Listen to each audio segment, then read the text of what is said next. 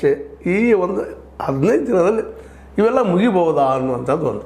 ಯಾಕಂದ್ರೆ ಬರೀ 15 ದಿವಸ 15 ದಿನ 2 ವಾರಗಳ ಸ್ಯಾಟರ್ಡೆ ಸಂಡೇ ಹೋಗಿಬಿಡ್ತದೆ. ಅಂದ್ರೆ ಇದರ ಹೆಚ್ಚು 4 ದಿನಗಳು ಹೋದವು. ಮುಂದೆ ಉಳಿದು ಎಷ್ಟು 11 ದಿನಗಳು ವ್ಯರ್ಥ ಆಲಾಪ ಆಗ್ತಾವ. ಇದರಲ್ಲಿ ಬಿಂಬಿಸಿಗಳಾದವರ ಒಂದು ಭವಿಷ್ಯದ ನಿಜ ಆಗ್ಬೋದೇನೋ ಅಂತ ಅನಿಸ್ತಾ ಇದೆ ಅಂತ. ಯಾಕಂದ್ರೆ 25 ಕೋಟಿ ರೂಪಾಯಿ ಖರ್ಚು ಮಾಡ್ತಾಯಿದ್ವಿ ನಾವು. ಇಷ್ಟು ಖರ್ಚು ಮಾಡಿವಿ, ಇಲ್ಲೇನೂ ಫಲ ಬರಲಿಲ್ಲ ಅಂದರೆ ಇದು ಯಾಕೆ ಖರ್ಚು ಮಾಡಬೇಕು ಅನ್ನೋದು ಒಂದು ಪ್ರಶ್ನೆ ಅದು ಇರಲಿ. ಆದರೆ ಈ ಸಂದರ್ಭದಲ್ಲಿ ಇವೆಲ್ಲ ಮಾಡೋಕ್ಕಿಂತಲೂ ವಕ್ಫದ್ದಂತೆ ಅದು ನಿರ್ಧಾರ ತೊಗೊಳ್ತದೆ, ಕಾನೂನು ಪ್ರಕಾರ ಅದು ಆಗಲಿ, ಅದು ಬೇಡಂತಲ್ಲ, ನಡೆದದು ಈಗಾಗಲೇ. ಸರ್ಕಾರ ಏನು ಮಾಡ್ಬೇಕಾಗಿದೆ ಅದು ಮಾಡಲಿಕ್ಕೆ ಮಾಡಲಿ ಅಂತ ಹೇಳಿ.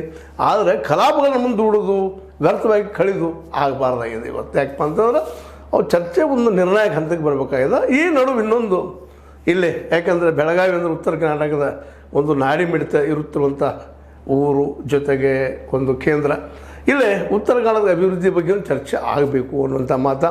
ಜೊತೆಗೆ ಇನ್ನೊಂದಿಷ್ಟು ಬರ್ತಾ ಇದ್ದಾವೆ.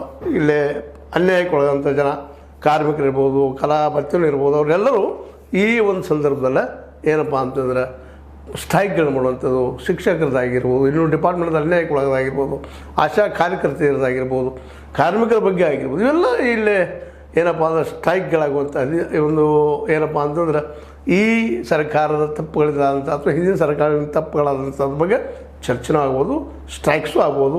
ಅದಕ್ಕಾಗಿ ಹೊರಗೆ ಒಂದೆರಡು ದೊಡ್ಡ ಪೆಂಡಾಲ್ಗಳನ್ನು ಹಾಕಿಬಿಟ್ಟಿದ್ದಾರೆ. ನೀವು ಯಾರು ಬರ್ತೀವಿ ಬರಪ್ಪ, ನೀವು ಗೋಳಗಳನ್ನು ಹೇಳ್ಕೊಡ್ರಿ ಹೋಗ್ರಿ ಅಂತ. ನಾವು ಪರಿಹಾರ ಮಾಡ್ತೀವಿ ಎಲ್ಲೋ ಮುಂದಿನ ವಿಷಯ, ಅದು ಈಗ ಚರ್ಚೆ ಮಾಡಿದ್ವಿ ನಾವು. ಈಗ ಉತ್ತರ ಕನ್ನಡದ ಬಗ್ಗೆ ನಮ್ಮ ಖಾದರ್ ಅವರು, ಈ ಒಂದು ನಮ್ಮ ಸ್ಪೀಕರ್ ಅವರು ಅಥವಾ ಸಭಾಪತಿಯವರು ಖಾದರ್ ಅವರು, ಯು ಟಿ ಖಾದರ್ ಅವರು ಎಲ್ಲ ಉತ್ತರ ಕನ್ನಡದ ಬಗ್ಗೆ ಹೆಚ್ಚು ಒತ್ತು ಕೊಡ್ತೀವಿ ಅಂತ ಹೇಳ್ತಾ ಇದ್ದಾರೆ. ಭಾಳ ಸಂತೋಷ ವಿಷಯ. ಬರೀ ಒತ್ತು ಕೊಡೋದಷ್ಟಲ್ಲ, ಉತ್ತರ ಕನ್ನಡದಲ್ಲಿ ಅನೇಕ ಜಿಲ್ಲೆಗಳನ್ನು ಮಾಡಬೇಕಾಗಿದೆ. ಅವುಗಳ ಬಗ್ಗೆಯೂ ಅಡ್ಮಿನಿಸ್ಟ್ರೇಷನ್ ದೃಷ್ಟಿ ಇಟ್ಕೊಂಡು ಸಹಿತ ಇಲ್ಲಿ ಎಲ್ಲರ ಲಕ್ಷ್ಯ ಅದ್ರ ಮೇಲದ. ಈ ಎಲ್ಲ ಒತ್ತಡಗಳ ಮಧ್ಯದಲ್ಲೇ ಈ ಅಧಿವೇಶನ ಸ್ಟಾರ್ಟ್ ಆಗುವಂಥದ್ದು ಇವತ್ತಿನ ಸ್ಟಾರ್ಟ್ ಆಗು ಎಲ್ಲ ಒಂದು ಲಕ್ಷಣಗಳು ಕಾಣ್ತಾ ಇದ್ದವು, ಆಗ್ತದೆ.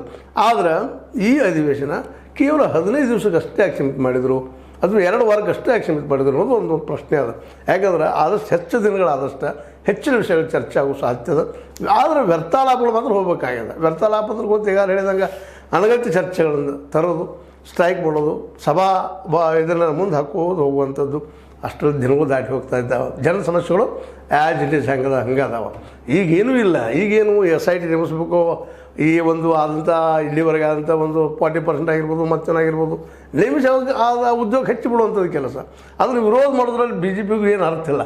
ಅವ್ರು ಮಾಡಲಿ, ತನಿಖೆ ಆಗಿ ಬರಲಿ ಹೊರಗೆ.